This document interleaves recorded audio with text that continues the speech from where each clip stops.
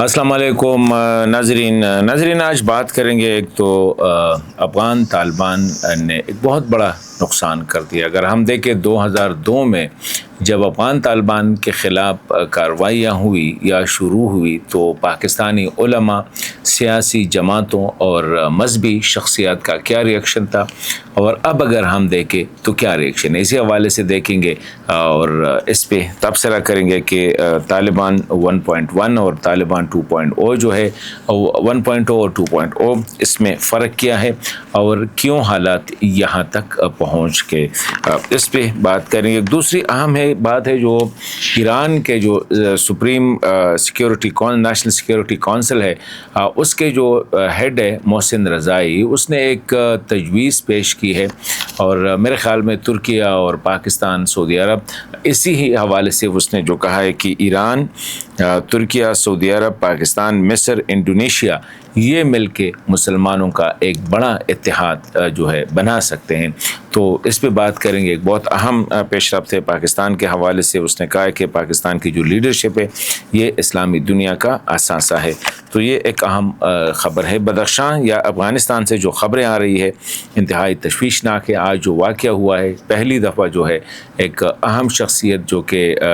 District mayor یا ولسوال تھے، لیکن افغانستان میں آج اگر ایک بندہ ڈسٹرکٹ میئر ہے تو کل وہ گورنر بھی ہے، وہ منسٹر بھی ہے، کیونکہ وہاں پہ کوئی اس طرح نہیں ہوتا ہے. تو ایک اہم شخصیت کو جو ہے ٹارگٹ کیا ہے، اس کو ہلاک کیا ہے. تو اسی حوالے سے بات کریں گے کہ پنجشیر، بدخشاں، تخار وغیرہ میں حالات خراب ہوتے جا رہے ہیں. پاکستان میں ایک تو وزیرستان سائٹ پہ جو وہاں پہ تو کرفیو لگائی گئی ہے، لیکن انٹیلیجنس بیسڈ آپریشن بنو میں بھی جاری ہے، ہانگو میں اور دیگر علاقوں میں. لیکن رات کو جو حملہ ہوا تھا دیر میں ایک دوبندو جو چیک پوسٹ ہے وہاں پہ، اور پھر مقامی لوگ نکل آئے ہیں اور جو 2 افراد کو وہ ساتھ لے کے گئے ہیں، پھر ان کو چھوڑ دیا ہے. لیکن لیٹ خبریں آنے تک جو ہے مقامی لوگ کا لشکر بنایا گیا تھا، اور یہ جو نہاگ درہ کا ایریا ہے وہاں پہ یہ بڑا آخری میرے خیال میں یہ افغان بارڈر کے قریب ایریا ہے، وہاں پہ شدت پسندوں نے چیک پوسٹ پہ حملہ کیا ہے. چیک پوسٹ کو کافی نقصان پہنچا ہے، لیکن پولیس نے بڑی جوان مردی کے ساتھ ان کا مقابلہ کیا ہے اور ان کو نقصان بھی پہنچا ہے، لیکن کوئی پولیس کی طرف سے کوئی شہید یا زخمی ہونے کی اطلاع نہیں ہے. لیکن اس کے بعد مقامی لوگوں کو جب پتہ چلا کہ پولیس نے 4-5 گھنٹے مسلسل ان کا مقابلہ کیا، تو پھر مقامی لوگ بھی پولیس کے لیے وہ نکل آئے اور ایک لشکر کی شکل میں جو ہے اس پہ ان کی طرف جانے لگے. تو بعد میں خبریں یہ آئی ہے کہ جو 2 افراد وہ ساتھ لے کے گئے تھے مقامی، ان کو چھوڑ دیا گیا ہے. اس طرح بنو میں ایک اہم کارروائی جو ڈومیل میں ہوئی ہے، اہم طالبان کمانڈر گیدڑ وزیر جو ہے اس کو ہلاک کیا ہے. اس طرح ہانگو میں بھی کارروائیاں، وزیرستان میں مسلسل 2 دن سے وہاں پہ کرفیو ہے اور دہشت گردوں کے خلاف کارروائیاں جاری ہے.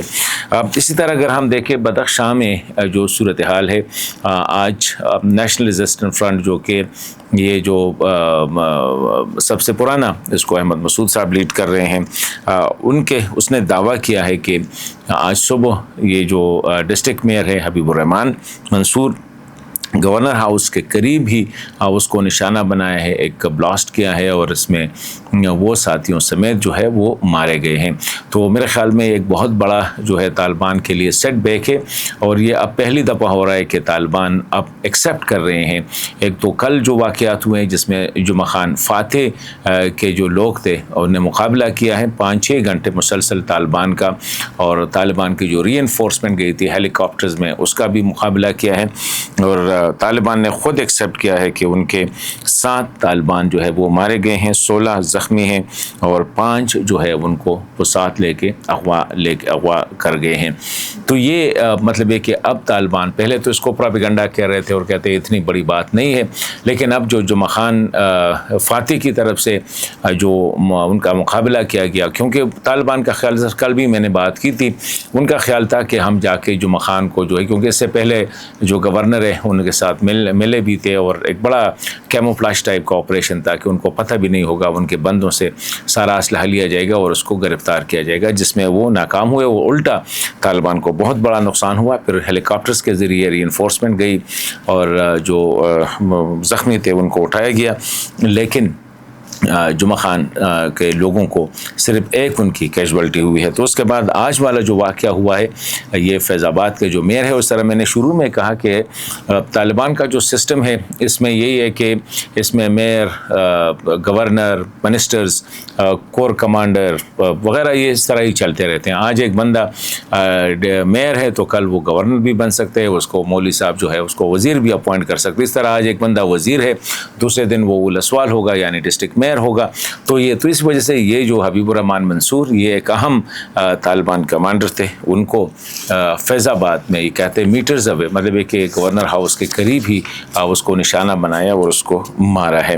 تو یہ طالبان کے لیے ایک بہت بڑا سیٹ بیک ہے۔ پنشیر میں بھی سنا ہے کہ وہاں سے بھی خبریں آ رہی ہے کہ طالبان کی گاڑی پہ حملہ ہوا ہے جس میں کافی کیجولٹیز ہوئی ہیں۔ اس طرح تخار میں اور ساتھ ہی بدخشاں میں تو چل رہا ہے، نورستان میں اور دیگر اضلاع میں بھی یہ جو مزاحمت ہے اب یہ بڑھتی جا رہی ہے۔ انٹرسٹنگ بات یہ ہے کہ جس طرح ذبیح اللہ مجاہد نے کہا ہے کہ یہ جتنے بھی مزاحمتی گروپس ہیں ان میں اتفاق نہیں ہے، تو واقعی ہے ایک افغان نیشنل فرنٹ ہے، افغان فریڈم فرنٹ ہے، افغان یونائٹڈ فرنٹ ہے، Afghan homeland soldier front وغیرہ وغیرہ، سارا بھی یہ جو جمعہ خان فاتح ہے ان کا اپنا ایک جبہہ یا ایک گروپ جو ہے وہ بنتا جا رہے ہیں۔ لیکن اب طالبان جو ہے آہستہ آہستہ تسلیم کر رہے ہیں کہ بدخشاں میں حالات ٹھیک نہیں ہے، اور لوگوں کو تو نظر آ رہے ہیں، ہیلی کاپٹرز آ رہے ہیں، لوگ مارے جا رہے ہیں، روزانہ مقابلہ ہو رہے ہیں، یہاں سے افغان فریڈم فرنٹ والے لگے ہوئے ہیں، اب یہ نیشنل فرنٹ والے لگے ہوئے۔ بدخشان میں ہی افغان یونائٹڈ فرنٹ نے بھی کارروائیاں کی، اور یہ سب سے بڑی کارروائی جو تھی یہ اس نے کی ہے، جمعہ خان فاتح نے کی ہے، اس سے پہلے جو ہے قیوم ملنگ کے فورسز نے کی ہے۔ تو حالات ان کے لیے کافی تشویشناک ہوتے جا رہے ہیں۔ ایران کے سپریم کونسل نے جو یہ ایک بہت بڑی تجویز ہے کہ جس طرح امریکہ، جس طرح پاکستان، سعودی عرب اور ترکیہ کے درمیان جو دفاعی معاہدہ ہوا ہے یہ ایک اہم پیش رفت ہے، اس نے کافی کہا ہے کہ ایک اہم پیش رفت ہے، لیکن بہتر ہوگا ان کی نظر میں جو بلاک ہونا چاہیے اسلامی ممالک کا، وہ سمجھتے ہیں کہ ایران، پاکستان، ترکیہ، سعودی عرب، مصر، انڈونیشیا، یہ مل کے خطے کے ممالک، مسلمان ممالک مل کر ایک اسلامی اتحاد بنائیں، تو اور مشترک اسلامی اتحاد بنانے کے لیے مشترکہ اقدامات کرے۔ تو یہ ایک اہم تجویز ہے، اور اس کا مطلب یہ ہے کہ اب مسلم دنیا جو ہے آہستہ آہستہ اپنوں میں جو ہے ایک وہ بلاک کی پالیٹکس جو ہے یا بلاک کی جو ہے سیکیورٹی کے حوالے سے، مفادات کو سیکیور کرنے کے حوالے سے، تو یہ ایک اہم پیش رفت ہے۔ ایرانی کونسل کے سپریم کونسل کے جو محسن رضائی صاحب ہے، اس نے یہ بات محسن نقوی صاحب سے، جو پاکستان کے وزیر داخلہ ہے، اس سے بات چیت کرتے ہوئے اس نے کی تھی، لیکن اس میں ایک اہم بات اس نے کی تھی، وہ یہ ہے کہ پاکستان کی لیڈرشپ، وزیر اعظم اور آرمی چیف، فوج، یہ اسلامی دنیا کا بہت بڑا اثاثہ ہے۔ ایران اب اس سے لگے سارا ہے کہ ایران اور پاکستان کے درمیان جو دوریاں تھیں وہ ختم ہو رہی ہے، اور ایک ٹائم جس طرح ایرانی، اس نے بھی کہا کہ ایرانی لیڈرشپ چاہتے ہیں کہ پاکستان کے ساتھ تجارت اور جو تعلقات ہے وہ اسٹریٹجک بنیادوں پہ، ترجیحی بنیادوں پہ جو ہے وہ استوار کرے، کیونکہ دونوں کے درمیان بہت زیادہ کئی ایشوز پہ جو ہے وہ ہم آہنگی پائی جاتی ہے۔ تو ایک اہم ڈیولپمنٹ ہے، اور اس سے ہم اندازہ لگا سکتے ہیں کہ ایران اگر اسی اتحاد میں، ظاہری بات ہے کیونکہ ایران نے جو تجویز دی ہے اس میں پاکستان، ترکیہ اور سعودی عرب کا نام لیا ہے، تو اگر اس کا مطلب یہ ہے کہ آگے جا کے ایران، مصر، انڈونیشیا بھی اس اتحاد میں شامل ہو سکتے ہیں، جو کہ ایسے پہلے ترکیہ کے جو وزیر خارجہ ہے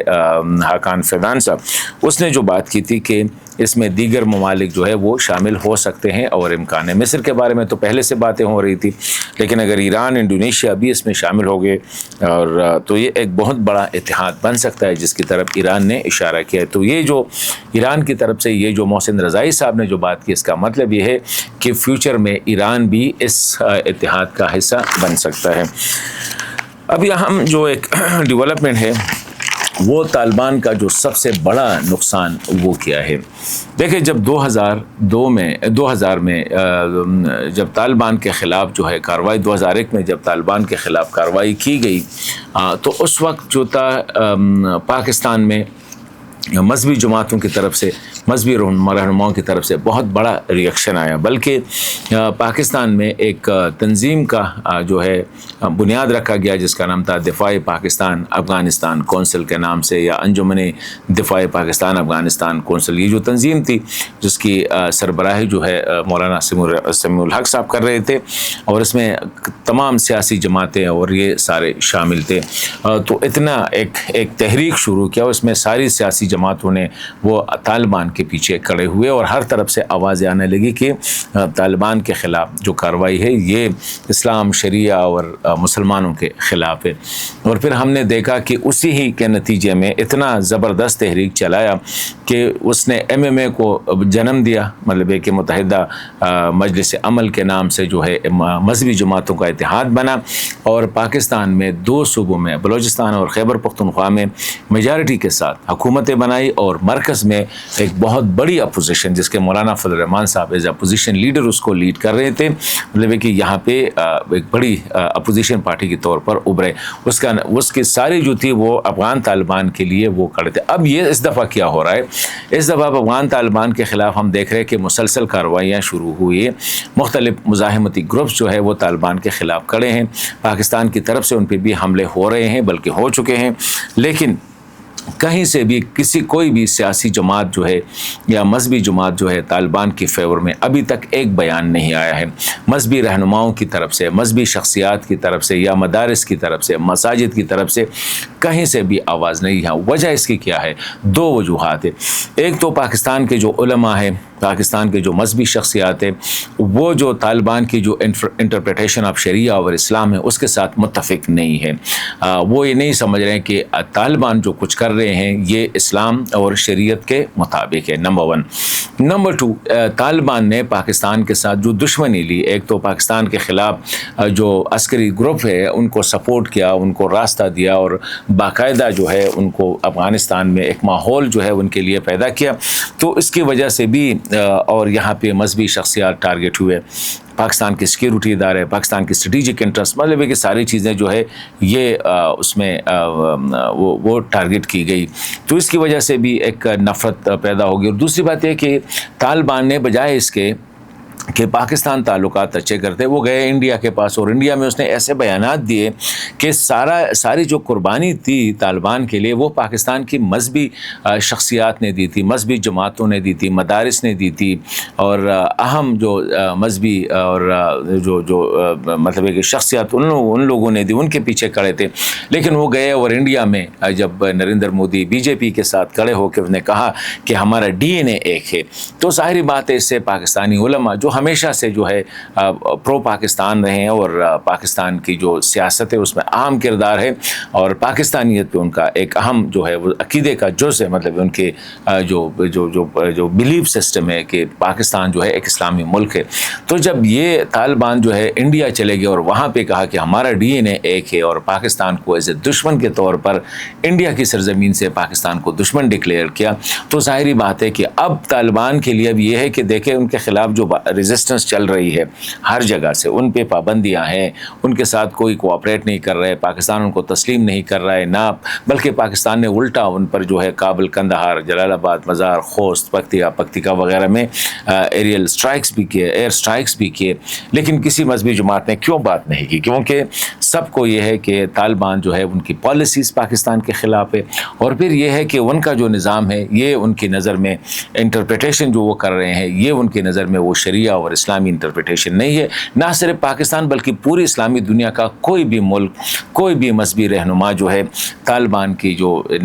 جن کو طالبان اسلامی نظام سمجھتے ہیں، جن کو طالبان شریعت سمجھتے ہیں، کوئی بھی یہ نہیں کہہ سکتا ہے کہ طالبان جو کر رہے ہیں یہ اسلام اور شریعت کے مطابق ہے۔ یہی وجہ ہے کہ آج اگر طالبان پہ حملے ہو رہے ہیں، ان کے نظام کو خطرہ ہے، وہ آہستہ آہستہ بڑھتے جائے گا، تو پاکستان سے بلکہ پاکستان کی جو مذہبی طبقہ ہے،